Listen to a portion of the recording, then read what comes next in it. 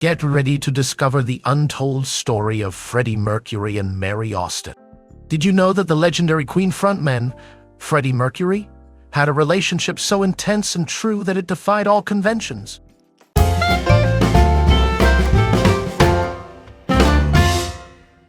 When Freddie Mercury met Mary Austin, he was 24 years old and she was just 19. At the time, neither could have foreseen what the future would hold for them, both as a couple and as friends bound by profound affection. Their real-life relationship is explored in the film Bohemian Rhapsody, with Rami Malek portraying Mercury and Lucy Boynton as Austin. All my lovers asked me why they couldn't replace Mary, but it's simply impossible, Mercury once said about Austin. The only friend I've got is Mary, and I don't want anybody else. To me, she was my common-law wife. To me, it was a marriage. When Mercury passed away in 1991 due to AIDS-related bronchial pneumonia at the age of 45, Austin was by his side, just as she had been for much of his adult life. At one point in their relationship, he proposed to her, and upon his death, he left her half of his $75 estate, which included the 28-room London mansion where he lived and eventually died. Austin still resides in this mansion to this day. Nowadays, Austin leads a quiet life, away from the limelight she often experienced as part of Mercury's inner circle. The pair lived together for nearly 2 decades while Mercury's fame grew, and Queen became one of the most beloved rock bands of the 20th century. Thanks to the success of Bohemian Rhapsody, Austin is expected to inherit over $50 as she currently holds 75% of Mercury's estate. Mercury and Austin quickly fell in love. Mercury and Austin first met in 1969, a year before he formed what would later become Queen with bandmates Brian May, Roger Taylor, and eventually John Deacon. Mercury, born Farah Bulsara in Zanzibar, Tanzania, in 1946, relocated to England with his parents in the 1960s. On the other hand, Austin, born in 1951 into a humble family in the Battersea district of South London, had a father who worked as a wallpaper cutter and a mother who was a homemaker in a small company. Both of her parents were deaf. While working at the stylish London clothing store Biba, Austin first crossed paths with Mercury, who had just finished art college and was working at a clothing stall nearby Kensington. Initially apprehensive about Mercury, who could be grandiose at times, Austin soon found themselves a couple living together in a cramped apartment as he pursued his music career. He was unlike anyone I had ever met before, Austin told OK! magazine in 2000.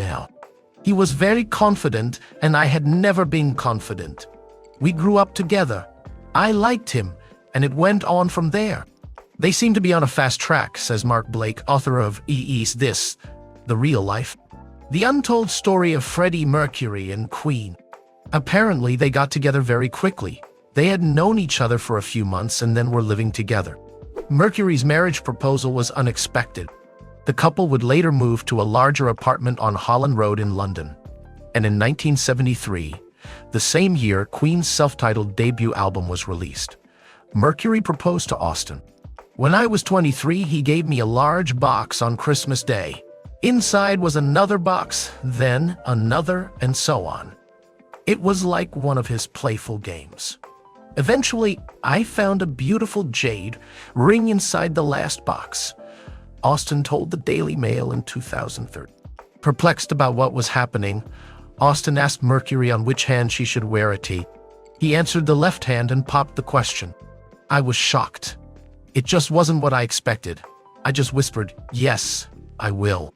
In the following years, Queen's profile soared with the release of the albums A Sheer Heart Attack 1974 and HAA Night at the Opera 1975, the latter containing Mercury's ballad Love of My Life, reportedly written for Austin. As the band's fame grew, so did Mercury's.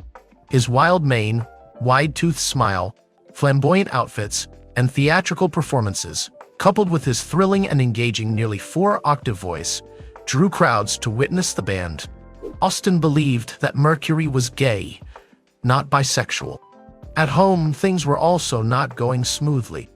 After 6 years in their relationship, Marriage was no longer being discussed, and Austin began to sense that something was amiss. She decided to address the issue with Mercury. "I told him, something is happening, and I feel like there's a noose tightening around your neck. I think it's time to go," she recalled to OK Magazine. Mercury insisted that nothing was wrong. Austin recalls the relationship cooling off after that conversation, all while the band was experiencing incredible success.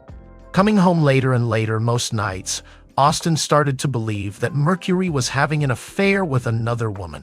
However, in 1976, already an international star, he decided to discuss the evolution of his sexual feelings with her. "I will never forget that moment," Austin told the Daily Mail. "Being a bit naive, it took me a while to realize the truth. Then he felt good for finally telling me he was bisexual. Although I remember saying to him at the time, 'No, Freddie, I don't think you're bisexual. I think you're gay.'" This revelation ended their physical relationship, and Austin moved to a nearby apartment bought for her by Mercury's music publisher. Nonetheless, she remained part of the band's extensive circle. She went on the road with them. There are photos of them together backstage at shows in the late 1970s when they were no longer a couple, says biographer Blake. "He was, for all intents and purposes, a gay man.